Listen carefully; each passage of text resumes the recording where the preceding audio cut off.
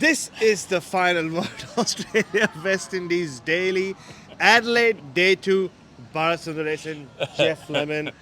Oh, you were supposed Yeah, to I do was the supposed to introduction. start it, but that's fine. You did such a good job that let's just push on. I wasn't prepared to do a 30-second summary, Well, but there maybe you go. I'm going to do one now. You Yeah, should. brought to you by CBUS. Okay, 30 seconds. What happened in 30 seconds? Australia were 2 down when they started the day. Cameron Green was batting with somebody, Usman Khawaja, That's correct. who got out. Well, Green got out, and then Khawaja got out. And like the West Indies were running through them at one point. Your friend Shamar Joseph picked up another wicket. Justin Graves got one. Wickets were falling down until the head started batting with Alex Carey, and then started smashing a few runs, and then with Stark as well, and then with Cummins. Head goes on to a ridiculous 100 when barely anybody else was scoring a run. Australia end up getting bowled out for 283, a lead of 95, and it almost looked like it would finish today when the West Indies were losing early wickets, but they finished at 73 for 6. So it's a very bad 30-second summary because I wasn't prepared That's to correct. do it. Well, that was a big surprise there. But we're going to backtrack over it. So it genuinely did look like maybe a 2-day test at one point, Yeah, because totally. about half an hour into the third session, Australia finished their innings with a lead of 95 and immediately started taking wickets. Josh Hazlewood at one point had 3 for none. Then he had 4 for 2. So going into his 5th over, he conceded 2 runs and taken 4 wickets. It was an extraordinary run from him. But, I mean, for a while there, it looked like it might be a West Indies first innings lead. Australia were in a fair bit of trouble early on, and Travis Head, as has become his habit, dug them out of it with a counter-attacking 100. Classic Travis Head innings, wasn't it? We've become accustomed to it over the last 2 years. There will be a struggle early on. The pitch will start helping the bowlers, and the opposition bowlers will be on top. And then Travis Head doesn't always look pretty when he does it. He'd start off with a few inside edges, a few outside edges, Yep. a few boundaries where the ball won't speed to the boundary, but it'll just trickle over the fence, over the ropes. And suddenly you look up, he's 33, he's 35. And it was a classic Travis Head kind of day. And look, I thought the West Indies were sensational in that first session. I can't think of a West Indian bowling attack which bowled with such discipline over 2 hours in a long, long time, especially away from home, especially in Australia. I saw no resemblance to this bowling attack to what we saw last summer, even though Kemar Roach and Shamar Joseph had been there last time as well. And the plans as well that they had in place. I thought there was that beautiful master stroke to get rid of Mitchell Marsh, where one ball just falls short of third slip. So what does Craig Brathwaite do? He asks Justin Graves to put on a helmet. I think he already had the helmet on. They just brought him closer still. That's correct. He was already at a sort of short third slip, and then they made him an even shorter third slip. Yeah. And Kemar Roach gets the outside edge in consecutive deliveries, and the second one's falling even shorter, but he manages to get forward and just get his fingers under it and scoop it up, and it was all deemed okay by the third umpire. Finally, we actually had clean vision, a good camera angle of the ball going into the fingers, and so that was out and did stand. That was an exceptional bit of, everything, captaincy, catching and bowling. Oh, totally. And that first session was dominated by the West Indies. I mean, all 4 sessions till that point had been dominated by the bowlers from both teams, but that one in particular. And you were like, oh, okay, West Indies are really having a go at this. And I remember Andrew Ramsey, a senior Australian journalist in the press box, already started looking up the last time Australia conceded 2 first innings leads in back-to-back games on home soil. It was that 2018-19 summer when India were here and came and won the series for the first time.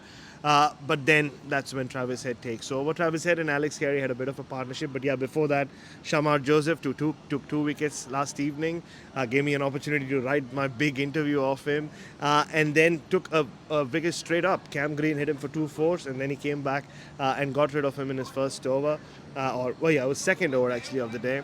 And then Usman Khawaja was looking really good, and Justin Graves, like he did in the warm-up game, started bowling almost medium pace, but then kind of got some skid off the surface, plays away from his body. He gets out, another sharp catch behind the wicket.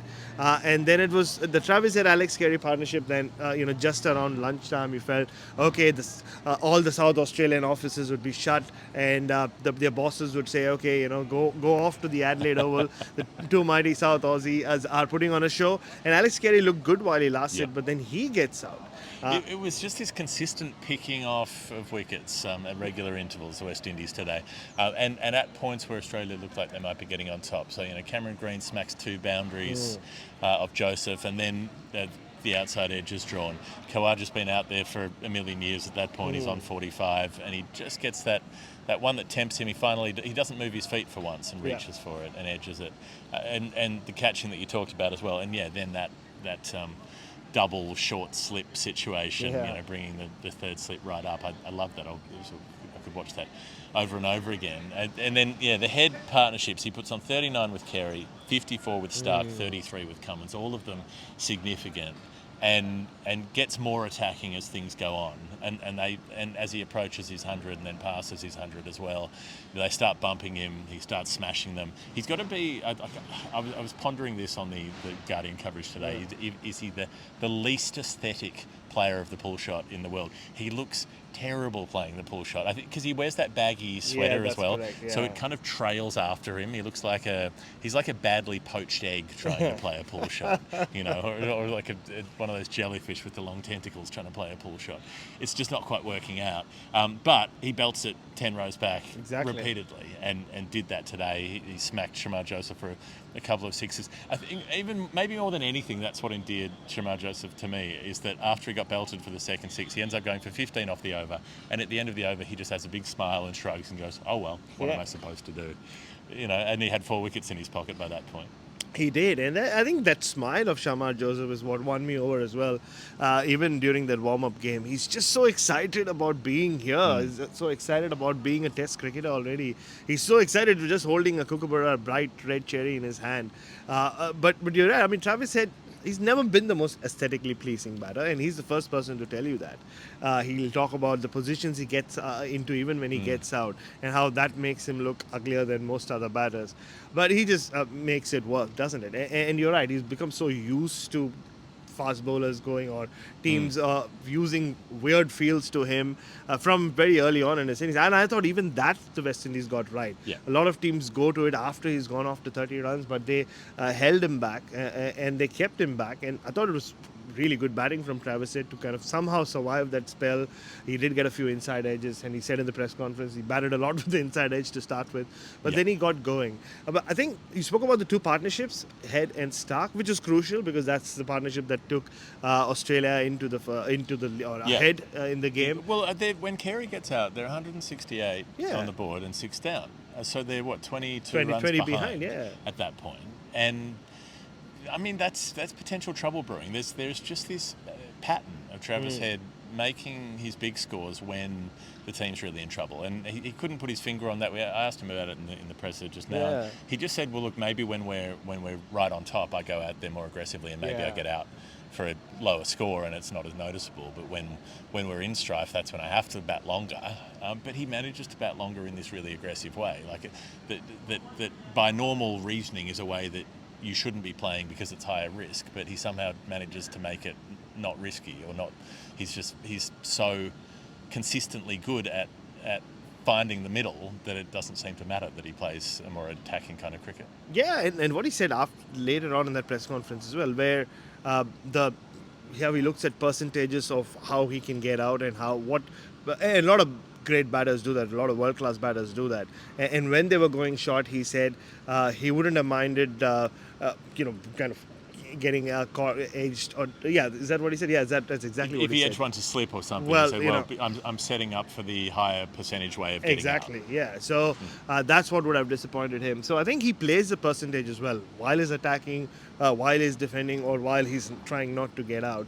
But going back to the partnerships, I thought the partnership that he had with Cummins, even though fewer runs were scored, because when Stark gets out, Shamar Joseph's fourth wicket, a beautiful short ball and lovely catch by Tej Narayan Chandrapawan at short leg, Australia just 30 runs ahead. And that's when, like you said, it felt like if the West Indies can just roll them over and the lead's around 50-60, they could still be in the game. But then Travis Head takes on Shamar Joseph, gets to his 100 in the previous over, and I thought those 30 runs came in the space of three or three and a half overs. Yeah. And that's when suddenly you looked up and the lead was already 70. And even though Travis Head does get out, again a very good catch from Kavim Hodge. on the boundary. By that time, you Yeah. felt like the game's just slipped away. Yeah, 119 from 134 Head finishes up with. That catch could be Hall of Fame. The way that Hodge, right out in the deep, he came in initially, then he went back, then he went along the boundary a bit, then he worried if he was too far in, but then he wasn't far enough, and it was swirling up there in the wind, and he was thinking, is this going to carry me? And he just, at the last minute, he was standing about 2 feet in from the boundary, and it almost cleared him, and he sort of leaned over the rope and plucked it and managed to stop himself from overbalancing. And I think the whole crowd thought he was going to drop it. Yeah. You know, when you see a player move more than once, correct. reposition themselves, you think they're not confident they're going to drop this.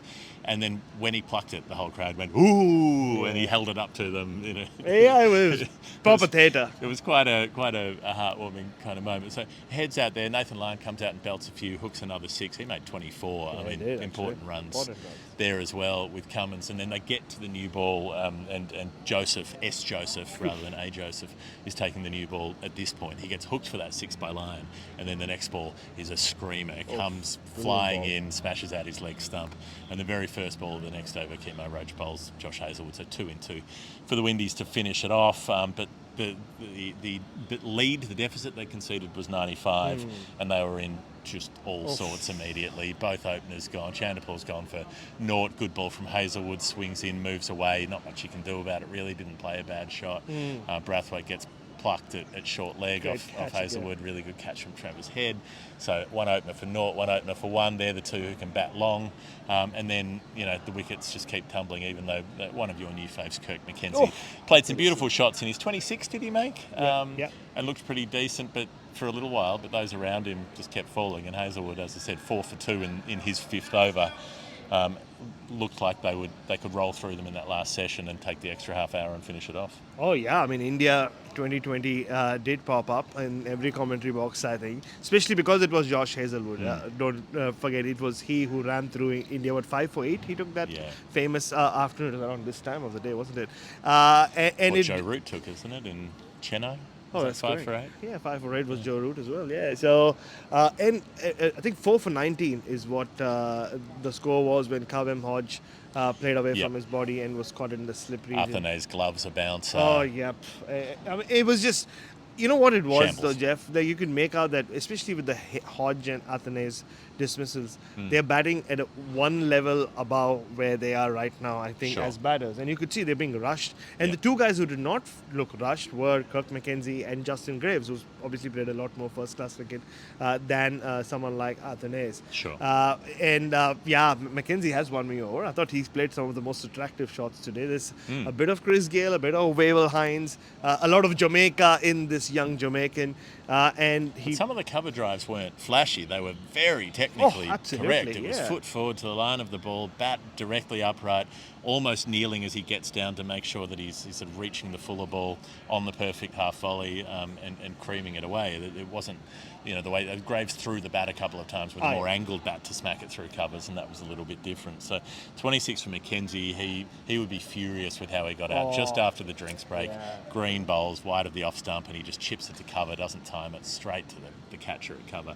And then Graves, right at the end of the day, it ends up being the last thing to happen in the day in the final over because Lyon traps him LBW. It's given not out, but they review it, and it's just pitching in line for the right-hander with Lyon around the wicket and straightening and hitting the leg stump. So they're 6 wickets down. They're 22 runs behind. Australia could still win by an innings tomorrow if they steam through the last few early, you know, even if that doesn't happen, they should just be chasing a handful of runs at some point, you would think, because we did see that great resistance from the West Indies last pair, but it's a lightning striking twice kind of situation to expect that to happen again. And now they have seen Shamar Joseph with the bat. Like Josh Hazlewood said, it's not often that you go beyond 8 or 9 in the batting lineup when you do your research on the opposition. But Shamar Joseph, who I think is not a number 11, we discussed this yesterday as well, might even bat at number 10, we don't know. So they've seen what he has to offer, so I'm sure they'll bowl differently to him. But yeah, I mean, the game would have just looked a little different if Joshua De Silva and Justin Graves are walking out to bat tomorrow morning. Not saying West Indies would have really stood a chance of putting Australia under pressure, but just to recognize batters out there. But now it will be Alzari Joseph who will walk out with Joshua De Silva. And De Silva looks good. He's 17 not out. He played his pull shot more cautiously this time.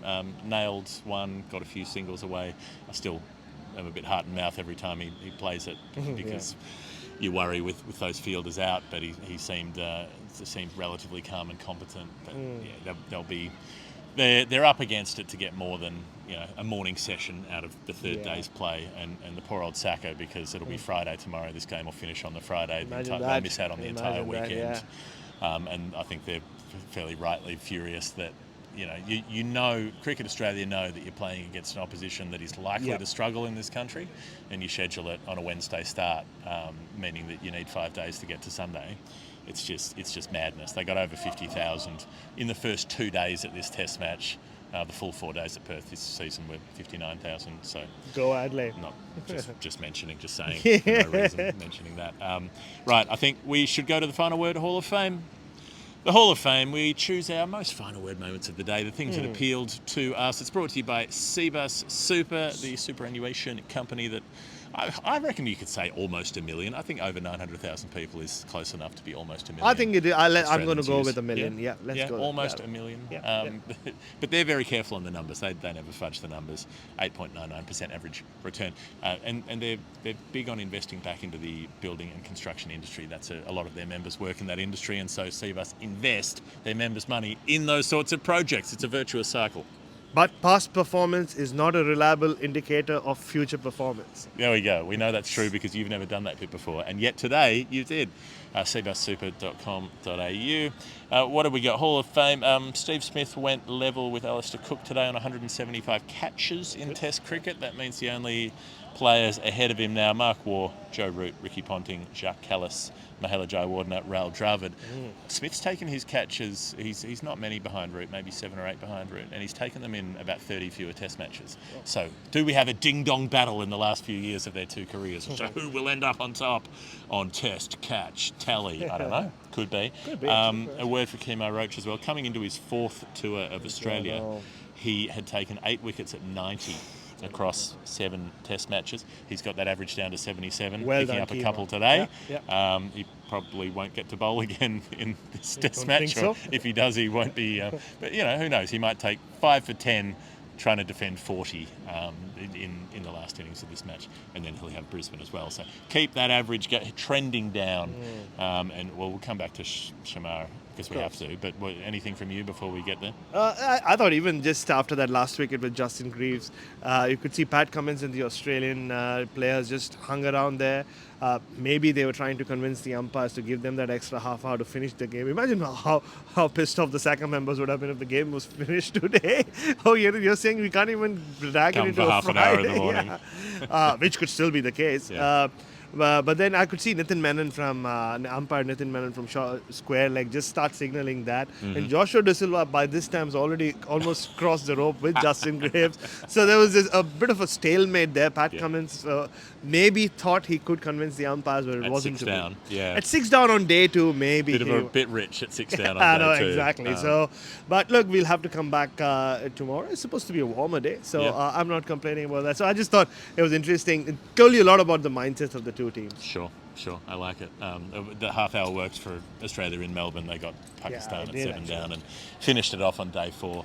Shamar Joseph coming up. This was, and I hope and I expect we'll see photographs and videos of this moment. Just a point of contrast here. Last night, Shamar Joseph did the presser. We talked about that on the episode yesterday. The thing I didn't quite mention was that for, I reckon, about 30 to 45 seconds before we started the press conference, he was sitting, you're on a little podium on a table, and it's not a hugely intimidating room. There are a dozen fairly gentle looking weirdos like us sitting in there. It's not I've just given him a big warm hug. Yeah, sure, which should make anybody feel better. But he got up and sat down, and he put his arms on the table, and he put his head on his forearms and just didn't look at anybody and just sat there for about half a minute, breathing, so that he could calm himself down to do the presser because he was nervous. And I understand that, right? Like, we're used to talking to microphones and cameras by now, but when you're not, it's intimidating. It's weird. You don't like it. He was so nervous yesterday. Today, after he'd taken his 5th wicket, the next ball, the final wicket of the innings falls, his teammates tell him to lead them off. He's well out in front of the group as he gets near the rope. He's saluted with the match ball. And he gets to the rope and he's being applauded and he stops for a minute. And he has the presence of mind to stop and look up and look around and take it in. And then he throws both arms out and he gives a big, low, stately bow, holding his maroon cap. And the whole place just went, it was oh! unbelievable. Absolutely. They loved it. It's amazing that you can have such an upbeat, cheerful moment when a team's being absolutely brutalised on the field. But he, from that shy 24-year-old of yesterday to having the presence of mind to play to the crowd in that moment, I thought that was extraordinary. You know, what an evolution we've seen even in the space of 24 hours in this player. He just embodies free spirit, doesn't he? He just comes across as someone who has kind of seen his life kind of slip away, which is what happened when that tree nearly fell on him when he was logging with his family many years ago, and he felt like, I need to do something more with my life, and he takes this big chance. And like I said earlier, there's just something about how every moment on the field, he said he keeps smiling, but just notice him on the outfield as well. He's trying to interact with the fans. And I remember from the warm-up game, Jeff, when there were like, I think 8 people watching that match, plus a couple of us commentators. There was a father and son who just stood right behind him. And he's bowled 2 overs at this point in this warm-up game. And he was interacting with them. He was chatting with them. And you could just say, he's just... He wants to soak in every moment. But yeah, I mean, that bit of theatre tells us why I think he's already become one of the most popular new cricketers on the circuit. All right, that's enough for us. We will get a day 3 daily, probably will. not anything beyond that, unless something really extraordinary intervenes between now and then. Jeff Lemon, Bharat Sundaresan, if you want to back in the show, you can go to patreon.com/thefinalword, become part of our lovely online community, and if you want to sort out your superannuation, cbussuper.com.au. Final Word Daily. We'll see you tomorrow.